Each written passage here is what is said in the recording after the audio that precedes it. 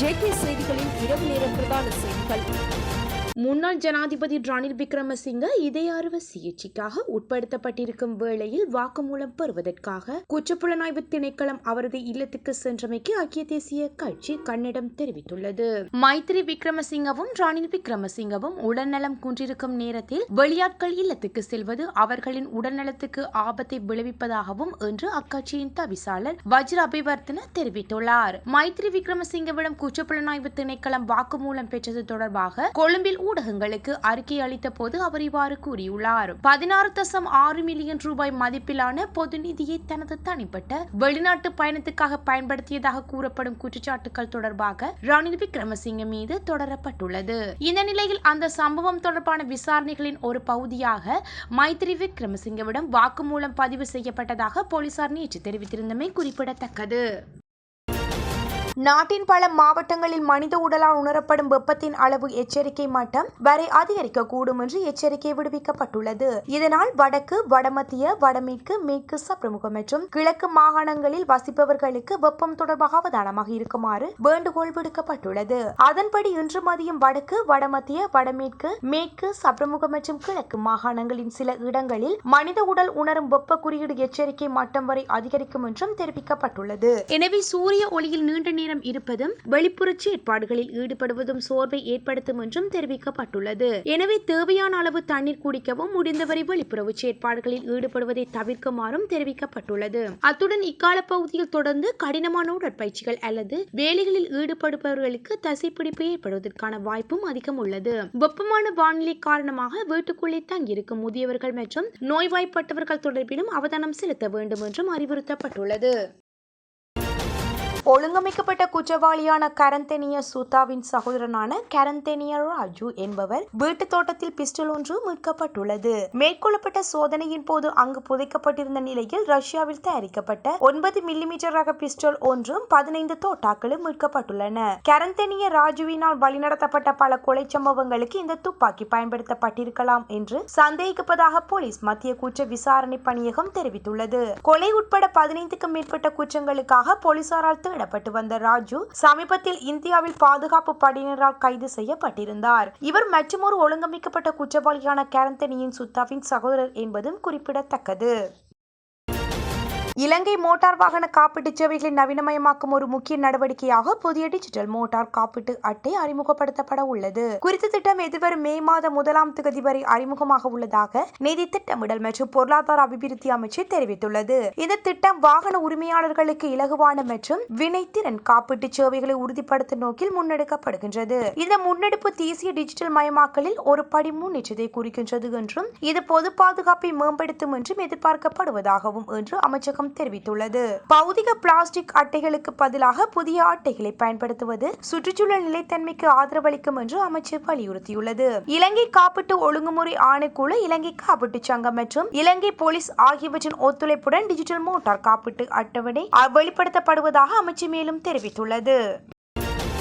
இலங்கை சுற்றுலா அபிவிருத்தி அதிகார சபை வெளியிடப்பட்டுள்ள சமீபத்திய தரவுகளின்படி 2026ஆம் ஆண்டின் இதுவரையான காலப்பகுதியில் இலங்கைக்கு 8,40,000 சுற்றுலா பயணிகள் வருகை தந்துள்ளனர். இதன்படி ஜனவரி 1ஆம் தேதி ஏப்ரல் 22 வரை நாட்டிற்கு 8,40,411 சுற்றுலா பயணிகள் வருகை தந்துள்ளதாக அதிகாரிகள் தெரிவித்துள்ளனர். நாட்டுக்கு வருகை தந்தவர்களில் பெரும்பாலோர் இந்திய பிரஜைகள். ஜனவரி தொடக்கம் ஏப்ரல் வரை இந்தியாவில் இருந்து 1,76,465 பயணிகள் வருகை தந்துள்ளனர். பிரிட்டன், ரஷ்யா, ஜெர்மனி மற்றும் சீனா உள்ளிட்ட நாடுகளில் இருந்து ஏராளமான சுற்றுலா பயணிகள் நாட்டுக்கு வருகை தந்துள்ளனர். மேலும் ஏப்ரல் 1 முதல் 22ஆம் தேதி வரையிலான காலகட்டத்தில் 99,777 சுற்றுலா பயணிகள் நாட்டுக்கு வருகை தந்துள்ளதாக இலங்கை சுற்றுலா அபிவிருத்தி சபை தெரிவித்துள்ளது. இருப்பினும் இந்த தரவுகளை கவனிக்கும் போது முந்தைய மாதங்களுடன் ஒப்பிடுகையில் ஏப்ரல் மாதத்தில் தினசரி சுற்றுலா பயணிகளின் வருகை கணிசமாக குறைந்துள்ளமை குறிப்பிடத்தக்கது. சிறுபோக நெற்சிகை மற்றும் ஏனைய பயிர்ச்செய்கைகளுக்காக மேலதிகமாக 25,000 மெட்ரிக் டன் யூரியா உரத்தை ஏற்றிய கப்பல் அடுத்த மாதம் தொடக்கத்தில் இலங்கையை வந்தடையுள்ளதாக அறிவிக்கப்பட்டுள்ளது. குறித்த அறிவிப்பை தேசிய உர செயலகம் வெளியிட்டுள்ளது. சிறுபோக நெற்பயிர்ச்செய்கை உள்ளிட்ட இதர பயிர்களுக்கு மொத்தம் 1,25,000 மெட்ரிக் டன் யூரியா உரம் தேவைப்படுவதாக அதன் பணிப்பாளர் சந்தன லெகுகெ தெரிவித்துள்ளார். இதன்படி அடுத்த மாத நடுப்பகுதியாகும் போது நாட்டின் கையிருப்பில் உள்ள மொத்த யூரியா உரத்தின் அளவு சுமார் 1,51,000 மெட்ரிக் டன் வரை உயரும் என்றும் அவர் மேலும் குறிப்பிட்டுள்ளார்.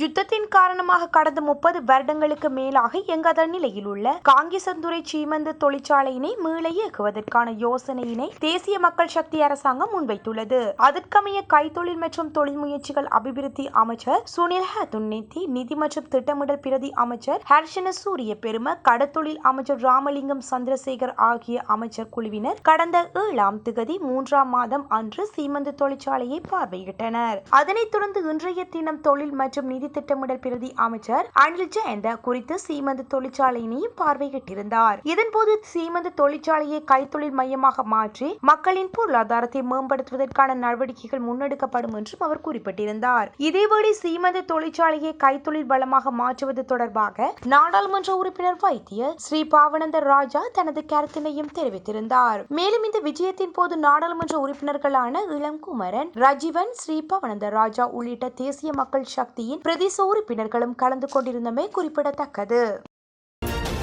ஏப்ரல் 18 அன்று இன்னத்தியான மகாம பகுதியில் நடைபெற்ற புத்தாண்டு விழாவின் போது அபாயகரமாக வாகனம் ஓட்டியதாக சாரதி ஒருவர் கைது செய்யப்பட்டுள்ளார். போலீசாரின் கூற்றுப்படி ஏப்ரல் 22 அன்று கட்டுநாயக்க போலீசாரால் சம்பவத்தில் ஈடுபட்ட வெள்ளை நிற விஷால் SUV வாகனத்துடன் சந்திக்க நபரும் கைது செய்யப்பட்டுள்ளார். சமூக ஊடகங்களில் பரவி வரும் காணொலி ஒன்றில் அந்த வாகனம் பொதுமக்களுக்கும் சொத்துக்களுக்கும் ஆபத்தை விளைவிக்கும் வகையில் செலுத்தப்பட்டதாக காணப்பட்டதை அடுத்து கொழும்பு போக்குவரத்து பிரிவு மற்றும் கட்டுநாயக்க போலீஸ் அதே நாளில் விசாரணை தொடங்கியதாகவும் தெரிவிக்கப்பட்டுள்ளது. சந்தேக நபர் போதைப் பொருள் பரிசோதனைக்காக நீர்கொழும்பு மருத்துவமனையில் உள்ள நீதிமன்ற மருத்துவ அதிகாரியிடம் முன்னிலைப்படுத்தப்பட்டுள்ளார். கட்டுநாயக்க போலீசார் தரப்பில் மேலதிக விசாரணைகள் மேற்கொள்ளப்பட்டு வருகின்றன.